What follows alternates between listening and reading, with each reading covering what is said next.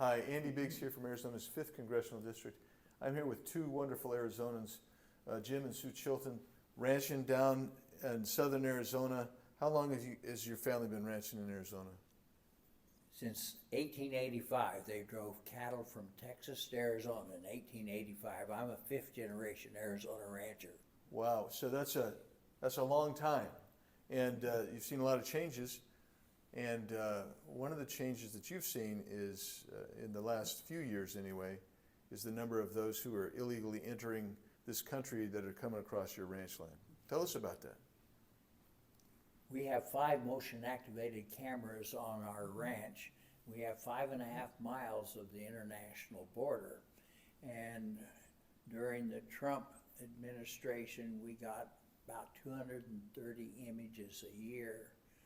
Since Biden was elected, we're getting on average 1,200 guys coming through in camouflage, carpet shoes, and many of them are packing drugs. And that's per year?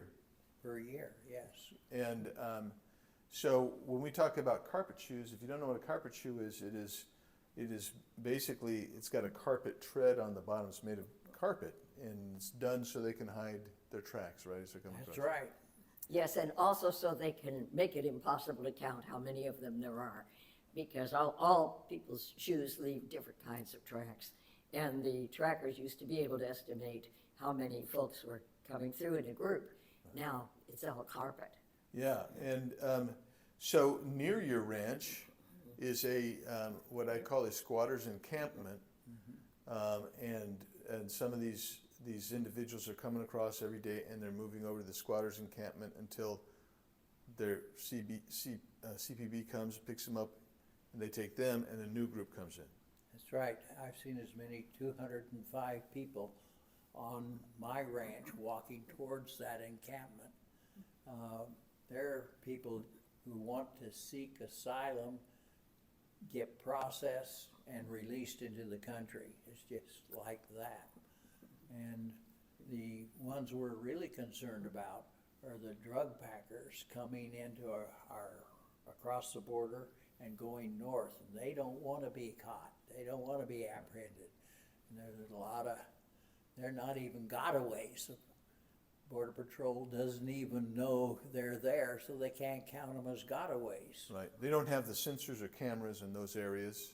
Correct. And then they're so busy processing. I mean, last time I was down, we went to that encampment, and the total, we went probably 12, 15 miles and didn't see anybody, right? I mean, so you could go from the San Miguel Gate on the Tohono O'odham Reservation, you could drive, and we didn't see anybody until we got right there, and then we saw people resupplying the camp. Right. So, On my ranch, I have not seen a Border Patrol agent for 4 or 5 months. yeah, that's unusual. I used to be able to go 19.5 miles from one end to the other end and see 2 or 3 and stop and say hi. Yeah. Nobody now. Everybody's busy processing the people claiming asylum, and they've left the rest of our ranch open for the drug cartel to run drugs through.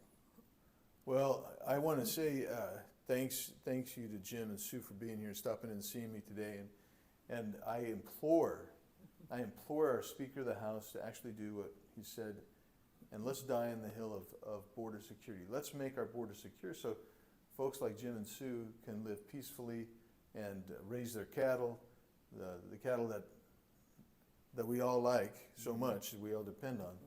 And let's do that. And then I also call on the Biden administration, fess up. You've caused this problem, and it's time to stop the problem. So I'll keep you posted, and keep praying for folks like Jim and Sue. Thanks.